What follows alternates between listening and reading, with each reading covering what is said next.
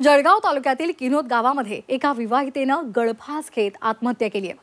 तिने राहत्या घरातच गळफास घेतलेला आहे। मात्र ही आत्महत्या नसून हत्या असल्याचा आरोप मुलीच्या माहेरच्या लोकांनी केलाय। विवाहितेनं मासिक पाळीमध्ये स्वयंपाक केला होता आणि याला तिच्या सासू आणि सासरच्या मंडळींचा विरोध होता। यावरून किरकोळ वाद झाला। वाद विकोपाला गेला आणि त्यानंतर सासू आणि नंदेनं तिला मारहाण केली आणि त्यामध्येच तिचा मृत्यू झाल्याचा आरोप तिच्या माहेरच्या मंडळींनी केलाय। त्यामुळे सासरच्यांवर गुन्हा दाखल होईपर्यंत मृतदेह ताब्यात घेणार नाही अशी भूमिका नातेवाईकांनी घेतलेली आहे।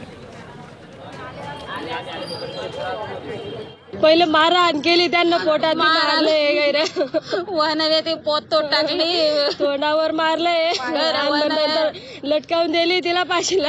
2,000 दिले भाऊन पैसे, 50,000 दिले, 27,000 दिले घर बांधण्यासाठी। ते गडे पैसे मागत होते तिले। बॅगा वगैरे भरल्या तिने।